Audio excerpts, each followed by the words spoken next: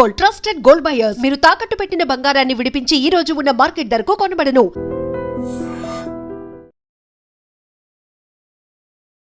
Welcome to I Dream. నా పేరు లుంబిని.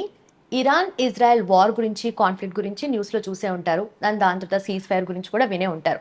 మరి what exactly is it and అక్కడున్న మన ఇండియన్స్ని ఎలా ఎఫెక్ట్ చేస్తుంది, మన ఇండియా మీద ఎలాంటి ఎఫెక్ట్ ఉంటుందో లెట్స్ నో. మనతో పాటు high court senior advocate at the same time immigration lawyer Prithviraj గారు ఉన్నారు. Let's talk to him. Hello sir, how you? Hi Lumbini. Sir, so Iran Israel war గురించి న్యూస్లో వింటున్నాము. అంటే ఇది ఇవాల్టి ప్రాబ్లం కాదు, ఇట్స్ బీన్ ఫ్రమ్ ఇయర్స్ అని చెప్పుకోవచ్చు. So what exactly is it అనేది బ్రీఫ్ చేస్తారా? ఇరాన్ అండ్ ఇజ్రాయెల్ వార్ వచ్చేసరికి, Israel is a country where దాని హిస్టారికల్ బ్యాక్గ్రౌండ్ తీసుకుంటే కనుక, అక్కడ ప్యాలెస్తీనా ఏరియాలో ఇజ్రాయెల్ స్టార్ట్ అయిన తర్వాత, అక్కడ ఉండి ఆక్యుపెంట్ స్టార్ట్ అయిన తర్వాత, వాళ్ళు రోజుకి వాళ్ళ యొక్క సామ్రాజ్యాన్ని విస్తరింపజేస్తా ఈ రోజున పాలస్తీన్స్ని అక్కడ లేకుండా చేసే పరిస్థితి తీసుకొచ్చారు. Israel after second world war there is no Israel as such. Israel is a baby country అని చెప్పచ్చు. ఎంత నీకు విస్తీర్ణ అనుకుంటే, ఒక రకమైనటువంటి బలం ఉన్నవాడిదే ఆధిక్యత అన్నట్టు, అంతా నాదే అని చెప్పేసేటువంటి తీరు కనపడతా ఉంటుంది. యుఎన్ఓ ఈ విషయంలో చాలా వరకు సైలెంట్ అయ్యిందని చెప్పచ్చు. ఎందుకంటే మనకు ఏదైనా ఇప్పుడు జమ్మూ అండ్ కాశ్మీర్ ఇష్యూ ఉందమ్మా లుంబిని.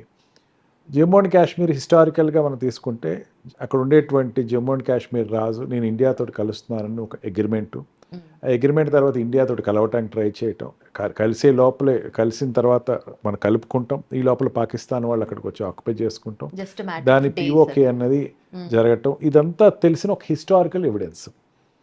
అంటే everybody know that Jammu and Kashmir is in India. ఇదే రకంగా చూసుకుంటే ఇజ్రాయెల్ ఉందా అంటే, ఇజ్రాయెల్ 1949 తర్వాత లేదు. హిట్లర్ చనిపోయిన టైంకి ఇజ్రాయెల్ అనేది లేనే లేదు. ఇజ్రాయెల్ అనేది ఒక ఆశ్రయత రాజ్యం అని చెప్పచ్చు. అక్కడికి జ్యూస్ కొంతమంది వచ్చి అక్కడ కాలనీస్ కట్టుకుని వాళ్ళు అక్కడ ఏదో వాళ్ళు they were just developed their homelands and తర్వాత ఈ రోజుకి బార్డర్స్ పొద్దునికల్లా కంచి పెంచుకుంటే వెళ్ళిపోయి ఈ రోజున ఇజ్రాయెల్ అనేది ఒక కంట్రీ కింద ఎస్టాబ్లిష్ చేసేసుకుంది. వాళ్ళు ఏదో కనికరించి ఇక్కడ ఉంటే కనుక వాళ్ళు వచ్చి నాది రాజ్యం అని చెప్పేసే పరిస్థితి తీసుకుంటారు. ఇల్లంతా నాదే అని. అందుకని ఇజ్రాయెల్ది ఒక రకంగా చెప్పాలంటే ఒక ఆక్యుపేషన్, బలవంతంగా ఆక్యుపేషన్ అని చెప్పచ్చు. మెయిన్ ఏంటంటే ఇక్కడ ఇజ్రాయెల్ అండ్ ఇరాన్ డిస్ప్యూట్స్ ఎప్పుడు కూడా రిలీజియస్ డిస్ప్యూట్స్ కింద చూడొచ్చు మనం. ముస్లిమ్స్ ఒక పక్కన, జ్యూస్ ఒక పక్కన, జీసస్ క్రైస్ట్ బర్త్ రిలిజన్ అయినటువంటి జ్యూస్ ఒక పక్కన, and these what we call Muslims ఒక పక్కన. పోనీ ఆ జ్యూస్ అయినా సరే వీళ్ళు మిగతా క్రిస్టియన్స్ ఒప్పుకుంటారంటే మళ్ళీ Roman Catholics will not accept Jews. అక్కడ వాళ్ళ కాన్ఫ్లిక్ట్ ఉంది. Roman Catholics are huge in number, they won't accept Jews. ఇట్లాగా చూసుకుంటే అమెరికా ఇంటర్వెన్షన్, ఇంగ్లాండ్ ఇంటర్వెన్షన్ డైరెక్ట్గా, అండ్ ఫ్రాన్స్ ఇంటర్వెన్షన్, ఈ మూడు countries Christian countries, they are intervention is very strong. And వీళ్ళకి Iran వాళ్ళకి China and Russia is intervention అనేది కనపడుతూ ఉంటుంది. అంటే యుఎన్ఓలో ఉండేటువంటి పర్మనెంట్ సెక్యూరిటీ కంట్రీస్ 5 కంట్రీస్లో 3 కంట్రీస్ వీళ్ళకి అనుకూలంగానే, ఇజ్రాయెల్కి అనుకూలంగా ఉండేసరికి ఎటువంటి బిల్లు పాస్ అవ్వదు అక్కడ యుఎన్ఓలో. ఇంత యుద్ధం జరుగుతుందమ్మా లుంబిని. యుఎన్ఓ గురించి ఒక న్యూస్ చూపించండి. ఇంగ్లాండ్ ఐఎమ్ సపోర్టింగ్ వార్ అంటుంది, యుఎస్ ఐఎమ్ సపోర్టింగ్ వార్ అంటుంది. అంటే ఈ హిస్టారికల్గా తీసుకుంటే కనుక జ్యూస్ని ఒక ఇంత డైరెక్ట్గా సపోర్ట్ ఇవ్వటం, వాళ్ళని అక్కడ లోకల్ ఫీలింగ్ని, లోకల్ మేము ఉన్నామా, ఇక్కడి నుంచి మేము తప్పుకోవాలా, ఏమీ అర్థం కాని పరిస్థితుల్లో ఉండేటువంటి పాలస్తీనా వాసులకి అందరికీ కూడా సపోర్ట్ చేస్తున్న కంట్రీలో major country Egypt and Iran. Iran support ఉంది వీళ్ళకి. అంటే పెద్ద కంట్రీస్ని స్పీడప్ చేసుకుంటుంది ఇజ్రాయెల్. ఏదైతే పెద్ద కంట్రీస్ ఈజిప్ట్ అండ్ ఇజ్రాయెల్. మొన్నటి వరకు ఈజిప్ట్ మీద వాళ్ళు బాంబుల వర్షం కురిపించారు. అప్పుడు అమెరికా సైలెంట్ అయింది. ఇరాన్ మీద అటాక్ చేయడానికి కారణం ఏంటంటే మళ్ళీ న్యూక్లియర్ కంట్రీస్లోకి పిక్చర్లోకి వెళ్తే కనుక Iran is a nuclear country. Nuclear war heads ఉన్నటువంటి కంట్రీ ఇరాన్. ఇప్పుడు అమెరికా ఏం చేస్తుందంటే నేను ఎప్పటి నుంచో చెప్తున్నా వార్ హెడ్స్ నువ్వు నిర్వీర్యం చేయి అని చెప్పేసి అంటే డోంట్ యూజ్ నీకున్న ఆటమిక్ రిసోర్సెస్ తగ్గించేసేసి క్లోజ్ చేసేసి అంటే ఓకే, తన తగ్గిస్తుందా? that will never happen. Never happen. Yeah. That is a dream. అది అవుతుందని నువ్వు తగ్గించు. నువ్వు తగ్గిస్తావా లేదా? లేకపోతే ఇజ్రాయెల్ నీ మీద యుద్ధం చేస్తే నేనేం చేయలేను. నువ్వు తగ్గించడం కోసం నేను పెద్ద బెత్తం పట్టుకుంటున్నాను. I'm hitting you only to let you know ఇది ఆపేయాలని. దాని గురించి డిప్లొమాట్స్ చాలా వర్కప్ చేశారు, ఫెయిల్ అయింది. వెరీ రీసెంట్లీ యూరోపియన్ యూనియన్ కూడా సైమెంటస్గా కూర్చున్నారు ఫారెన్ మినిస్ట్రీ ఆఫ్ ఇరాన్ తోటి, అది ఫెయిల్ అయింది. డైరెక్ట్గా ఇప్పుడు అమెరికా తన క్షిపణులతోటి అక్కడ ఆటమిక్ రిసోర్సెస్ జోన్స్ని హెడ్స్ని కొట్టేయటం అండ్ ఇజ్రాయెల్ దానిని అటాక్ చేయటం, ఈ రెండు కూడా వారు ఏ పరిస్థితిలోకి వెళ్తుంది అని ఒక రకమైన భయాందోళన సిచ్యువేషన్ క్రియేట్ అవ్వటం. ఇది మనకి అక్కడ ఉండేటువంటి సినారీ. అంటే మనకి ఏమవుతుందంటే వార్ ఆఫ్టర్ వార్, మన పుల్వామా ఇష్యూ తర్వాత పాకిస్తాన్ మీద మనం తీసుకున్నటువంటి అటాక్ని ఇంకా ఆ నీడలు పోకుండానే, ఆ వేడి తగ్గకుండానే మళ్ళీ Iran and Egypt and Israel and Egypt, Israel and what we call Iran war జరగటం అనేది war. It is a firing అంటాం మనం. వార్ అనేది పెద్ద వర్డ్. వార్ అంటే బోర్డర్ దాటి వెళ్ళి యుద్ధం చేస్తే its war. It is not war as such, it is a firing అంటారు. సర్జికల్ స్ట్రైక్ లాంటిది అనుకుందాం, లెట్ అస్ అస్యూమ్. ఇక్కడ ఏమవుతుందంటే మనకి ఈ వార్ అన్నది ఈ లిమిటెడ్ కంట్రీస్ జరుగుతూ ఉంటే ఇబ్బంది లేదు, ఈ డిస్టర్బెన్సెస్ అని. అదే యుక్రెయిన్ అండ్ రష్యా జరుగుతుంది ఒక పక్కన. ఈ మధ్యకాలంలో మన వార్ అయిపోయిన వెంటనే, మన ఆపరేషన్ సింధూర్ అయిపోయిన వెంటనే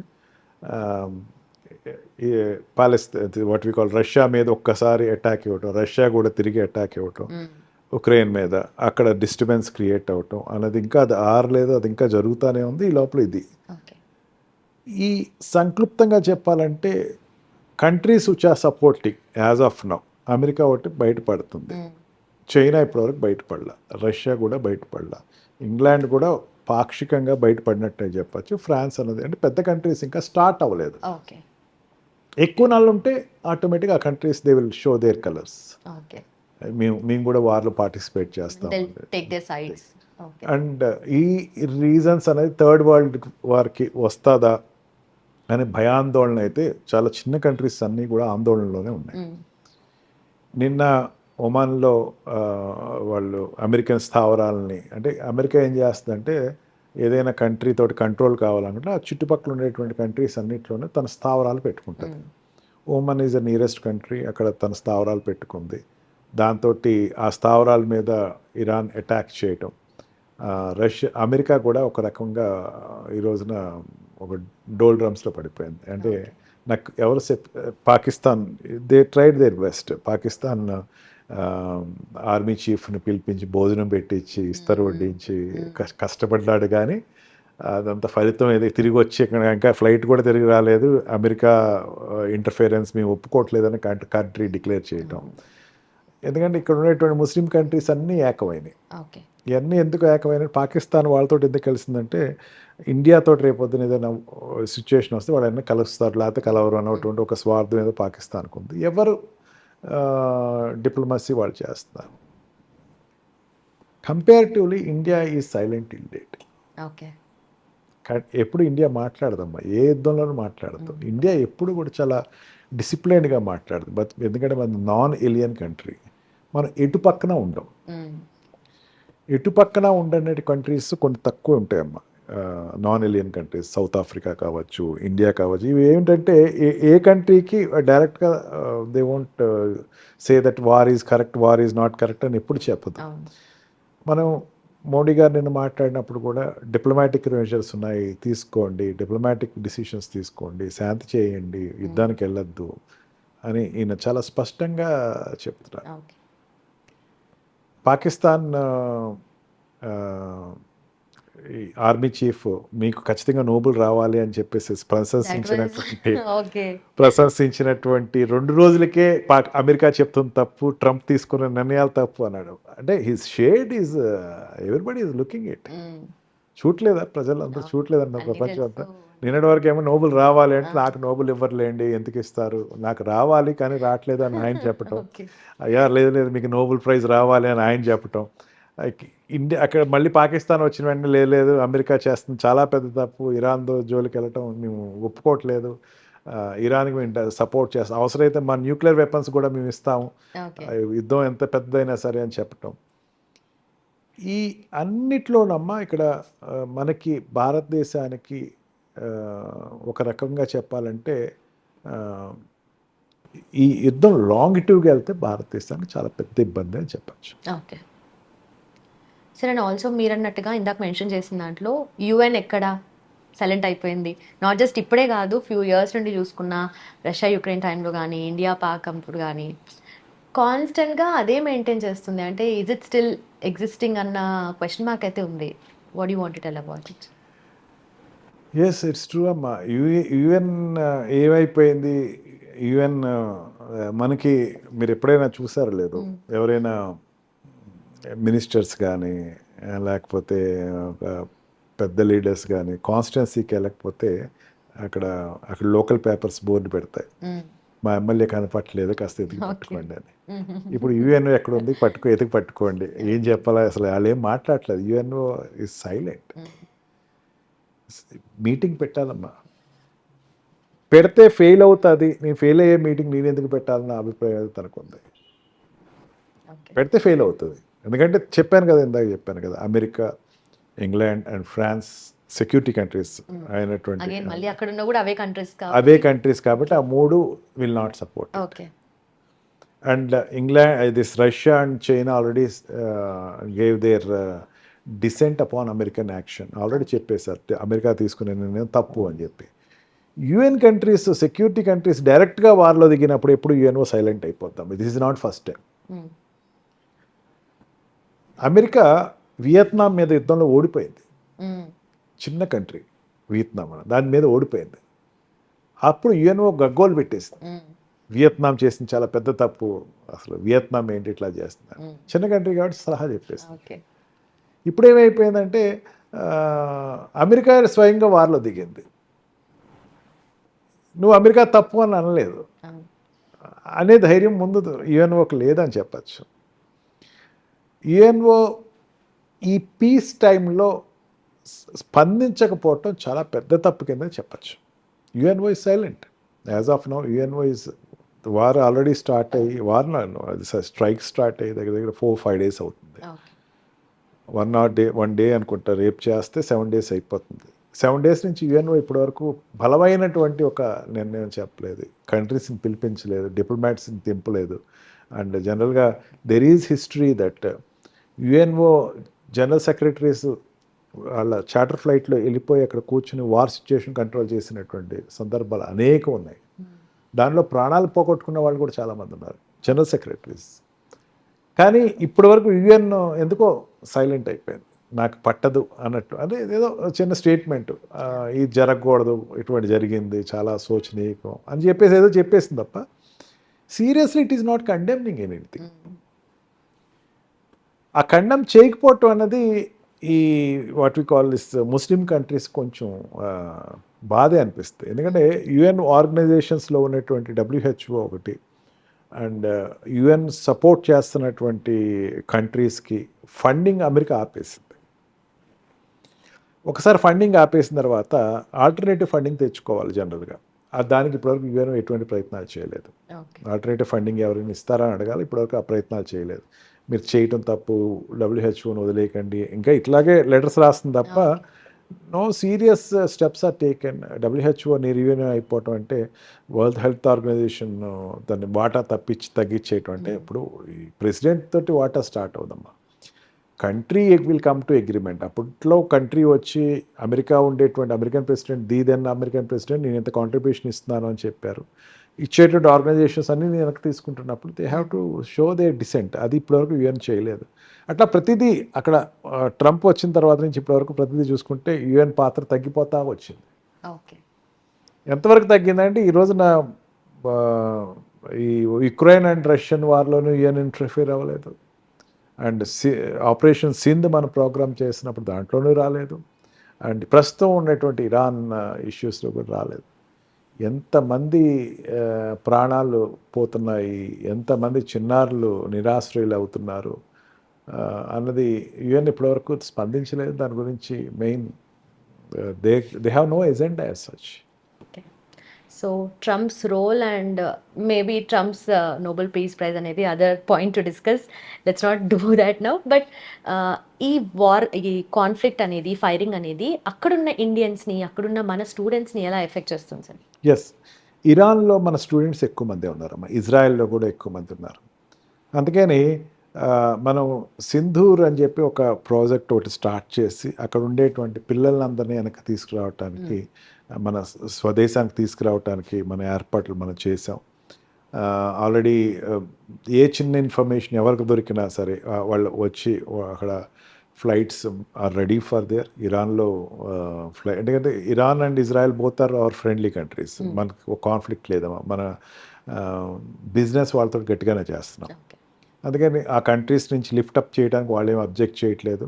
ఆల్రెడీ ఇప్పటివరకు 2 information came yesterday about 2,000 odd students came back to India. And ఒక్క స్టూడెంట్ని కూడా ఉంచు వెనక్కి తీసుకొచ్చేస్తాం అని చెప్పేసి అన్నారు. అందరినీ తీసుకొచ్చేస్తారు. ఏమవుతుందమ్మా, ఈ స్టూడెంట్స్ దగ్గరికి వచ్చేసరికి 2 రకాల ఇష్యూస్ ఉంటాయమ్మా. మనకి కంట్రీ బయలాటరల్ రిలేషన్స్లో ఉండేటప్పుడు ఎడ్యుకేషనల్ ఎక్స్చేంజ్ ప్రోగ్రామ్స్ నడుస్తూ ఉంటాయి. అక్కడ ఉండేటువంటి ఎడ్యుకేషన్కి మన పిల్లలు వెళ్తారు, చదువుతారు. తెహరాన్లో పిల్లలు ఉన్నారు, ఇజ్రాయెల్లో పిల్లలు ఉన్నారు. దానికి లిమిటేషన్ ఉంటుంది, కొంతమంది ఇంతమందిని తీసుకొస్తాం. మన వాళ్ళకి ఏమవుద్దంటే ఒక 100 మంది పంపిస్తామంటే చెప్పి వెనక్కి తిరిగే లోపల 1000 మంది ఉంటారు అక్కడ. ఓకే. ఈ కంట్రీస్ ఎంఓయూస్ ఉంటాయి కదా, ఎంఓయూస్ ఉంటాయి. కాకపోతే వీళ్ళు వేరే రూట్స్లో అక్కడికి వెళ్ళిపోయి ఎడ్యుకేషన్ అప్లై చేస్తారు. చాలా పెద్ద problem. It is not the first time.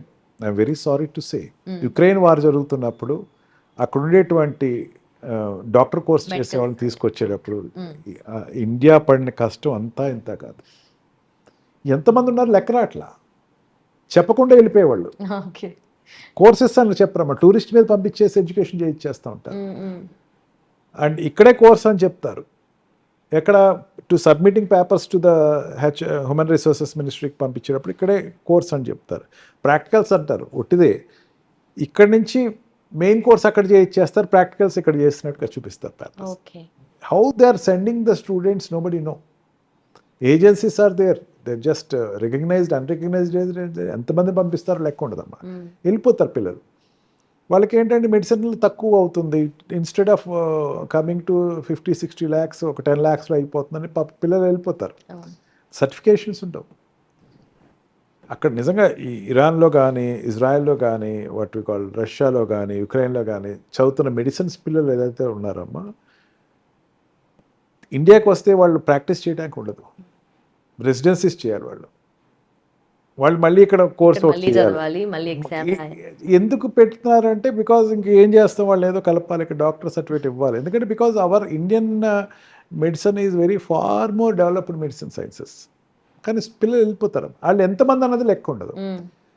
అందుకే ఏం చేస్తుందంటే యాంబసీకి ఇవ్వలేదు, హ్యాండ్ ఓవర్ చేయలేదు. జనరల్గా ఏంటంటే యాంబసీకి ఇస్తారు, వాళ్ళకి దగ్గర ఒక లిస్ట్ ఉంటుంది, ఎఫ్ఆర్ఆర్ డిపార్ట్మెంట్, అది ఫారెన్ రెగ్యులేషన్ డిపార్ట్మెంట్ ఉంటుంది, అక్కడ ఉండేటువంటి ఎంతమంది ఉంటారు. అంటే ఇంకా అట్లా చేయలేక ఏం చేస్తుందంటే ఎంతమంది ఉంటారు, ఏదో మెసేజ్ ద్వారా మీరు రండి, మేము తీసుకొస్తాం అని చెప్పి తీసుకురావచ్చే పరిస్థితి వచ్చేసింది ఇజ్రాయెల్ నుంచి కానీ Iran. Present government not a single student will be left away unhandedly అని చెప్పేసి డిక్లేర్ చేసింది. ఇరాన్ ఇండియాతో కంపేర్ చేస్తే డెవలప్డ్ కంట్రీ కాదు. India is far developed country. Of course Israel is developed country to some extent. Many sectors India is developed. But student from undeveloped country, developing country go to undeveloped country, అది చాలా pathetic అమ్మా. ఇక్కడ Israel students ఉంటారు. ఇక్కడ Israel students చాలామంది, ఇక్కడ Iran students చాలామంది ఉంటారమ్మా. హైదరాబాద్లో ఉన్నారు. టు మై నాలెడ్జ్ దగ్గర దగ్గర హండ్రెడ్స్ అండ్ కమ్ టు 1000 పిల్లలు ఎక్కడ ఉన్నారు. మన వాళ్ళు ఏం చేస్తారు, ఇక్కడి నుంచి అక్కడికి వెళ్తారు. వాళ్ళు ఎందుకు ఇక్కడికి వస్తున్నారు, అక్కడ ఎడ్యుకేషన్ సిస్టమ్ బాగోకి కదా ఇక్కడికి వాళ్ళు వస్తూ ఉంటారు. మెయిన్ నార్త్ ఇండియన్ స్టేట్స్ నుంచి ఎక్కువ వెళ్తూ ఉంటారు అమ్మా. Bringing dum is not that much easy, చాలా కష్టం అమ్మా. వాళ్ళు సాగ్రిగేట్ చేసి వాళ్ళు పికప్ చేసి వస్తూ ఉంటే ఒక్కొక్కడు ఎవడో పాకిస్తాన్ వాడు వచ్చేస్తూ ఉంటాడు. అది మళ్ళీ ఒక పెద్ద ఇష్యూ అవుతుంది. Segregating and collecting the children of that students is not easy. అంతేకాకుండా ఈ మధ్యన I heard newspaper where these people go for jobs. Jobs అని వెళ్తారు, అక్కడ చేసే జాబ్ వాడు చెప్పిన జాబ్ అయితే కాదు. అక్కడికి వెళ్ళిన తర్వాత they are doing all the what we call scamming jobs there.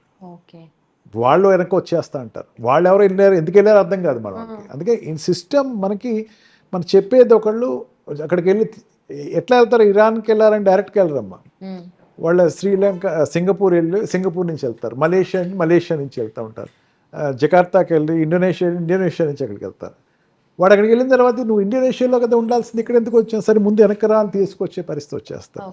It is not that much easy to bring back the children. But Ukraine example చూసుకుంటే మనం చాలా సక్సెస్ఫుల్గా అందరినీ తీసుకొచ్చాం. ఈవెన్ యూరోపియన్ పిల్లలు అక్కడ ఉండిపోయారు, కానీ ఇండియన్ పిల్లలు అయితే అక్కడ లేరు. They all are return back. అందుకని we're safe now as of now. ఇంకా ఎంప్లాయీస్ కింద వెళ్ళిన వాళ్ళు అయితే కనుక గవర్నమెంట్ ఆల్రెడీ ఎక్స్చేంజ్ ప్రోగ్రామ్స్లో, కంట్రీతో ఎక్స్చేంజ్ ప్రోగ్రామ్స్లో ఉన్న ఎంప్లాయ్మెంట్ ఎవరు వెళ్ళిన వాళ్ళందరూ మాత్రం వెనక్కి తీసుకొస్తుంది.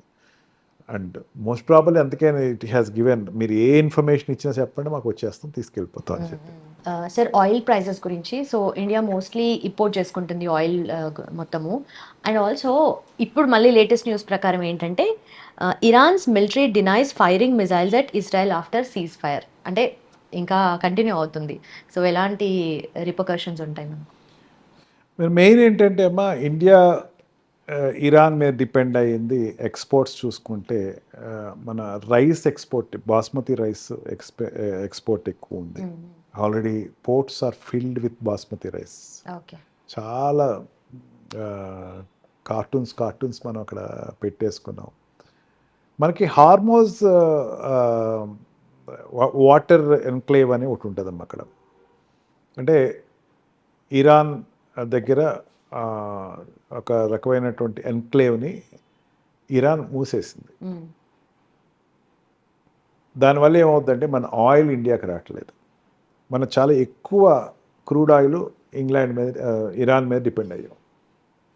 హార్మోజ్ ఎప్పుడైతే మనకి మూసేశారో మనకి ఆయిల్ ఆల్మోస్ట్ మనకి ప్రైస్ హైక్ అయినా ఆశ్చర్యపోకలని చెప్పచ్చు. అది మనకు ఒక పెద్ద దెబ్బ కింద చెప్పచ్చు. మనం క్రూడ్ తెచ్చుకుంటాం, రైస్ ఇస్తాం, రైస్ తీసుకెళ్ళేవాళ్ళు లేరు, క్రూడ్ పంపించేవాళ్ళు లేరు. కొన్నాళ్ళు ఏమవుతుందంటే మన రిజర్వాయర్స్ ఉంటాయి, తగ్గిపోతాయి, రిసోర్సెస్ తగ్గిపోతాయి. అందుట్లో మనకి రెండింటి మీద ఎక్కువ డిపెండ్ అయ్యాం. రష్యా మీద డిపెండ్ అయ్యాం అండ్ ఇరాన్ మీద డిపెండ్ అయ్యాం. రెండు ఈరోజు వార్ కంట్రీస్లో ఉన్నాయి. అందుకని మన క్రూజ్ కొంచెం షార్టేజ్ వచ్చేటువంటి అవకాశం ఉంది. దానివల్ల ఆయిల్ ప్రైజెస్ అయితే మనకి పెరుగుతుందమ్మా. అండ్ సర్ప్రైజింగ్లీ మన what we call Wednesday start అయిన స్టాక్ ఎక్స్చేంజ్ ఇప్పటి వరకు చాలా తక్కువ రేషియోలో తగ్గింది తప్ప, అంటే still Friday there is no short fall, రేజింగ్లోనే ఉంది. మండే కొంచెం తగ్గింది. ఇంటర్నేషనల్ మార్కెట్ వల్ల మనకి పెద్దంత ఎఫెక్ట్ అయితే లేదు. It's a very good news. కానీ ఇదే మెయింటైన్ అవుద్దా అంటే it's not that much easy to say. ఎప్పుడైతే క్రూడ్ ఆయిల్ రేట్స్ పెరిగిందో ఆటోమేటిక్గా మనకి ఈ స్టాక్ ఎక్స్చేంజ్ పడిపోవటం అంటూ జరుగుతుంది. నార్మల్గా అయితే పడదు కానీ బట్ డిక్లైనింగ్ అయితే స్టార్ట్ అవుద్ది ఆఫ్టర్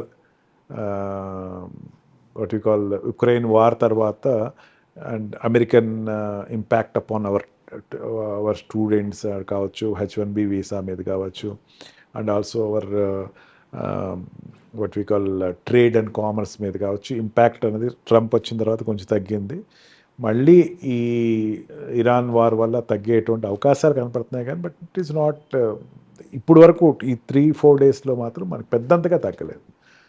క్రూడ్ రేట్లు అయితే మన పెట్రోల్ అండ్ డీజిల్ రేట్లు అయితే పెరిగే అవకాశం ఇదే కంటిన్యూ అయితే, వార్ కంటిన్యూ అయితే, that I don't know how they have war cease fire అన్నది చెప్పలేము, లేకపోతే వార్ కంటిన్యూషన్ చెప్పలేము. Cease fire to some extent అనేదో చెప్పాడు ఆయన. And that too Iran also reacted upon America. America ఇప్పుడు ఎట్లాగా రియాక్ట్ అవుద్దో తెలియదు. America is a big power, no doubt on it. ఉన్న ప్రపంచంలోకెల్లా the biggest power is America. Already 3 atomic రిసోర్సెస్ని తను నిర్వీర్యం చేయడానికి ప్రయత్నం చేసింది.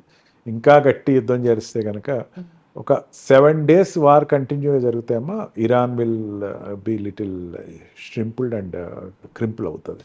ఓకే, అంత రాదని అయితే నేను అనుకుంటున్నా. బట్ ఎనీవే సీజ్ ఫైర్ అన్నది టాపిక్ వచ్చింది కాబట్టి diplomats is getting little successful here and there. Okay sir, thank you so much sir. Thank you very much. So చూసారు కదా, ఇరాన్ ఇజ్రాయెల్ కాన్ఫ్లిక్ట్ గురించి, ఫైరింగ్ గురించి హైలైట్స్ చెప్పారు. Thank you so much for watching.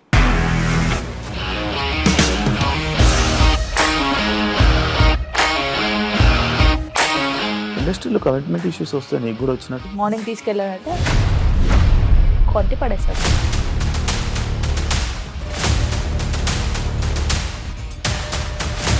ఒక్కళ్ళు కూడా చూడలేదు ఈ cinema అని చెప్పడానికి కూడా చాలా ధైర్యం కావాలి. అది నిజం కదా, దాంట్లో ధైర్యం ఏంటి? ఇది నెక్స్ట్ డే ప్లేట్ మార్చేస్తే తప్పు కదా. As of now we are comfortable this అని నేను అనుకుంటున్నాను. రష్మిక గారిది మీది ఒకే ఊరంట కదా? నీకు కోపం వచ్చిందంటే బాగా తిట్టేత్తరా? తిట్టేద్దామండి. నిజంగా గేమ్ ని ఎలా చేంజ్ చేయగలిగారు? ఏపీఎస్ఎఫ్సి వాళ్ళకి 6 నెలల్లో నేను 6 లక్షలు కట్టా. బిజినెస్ చేయాలనుకుంటే it is as difficult as riding a tiger.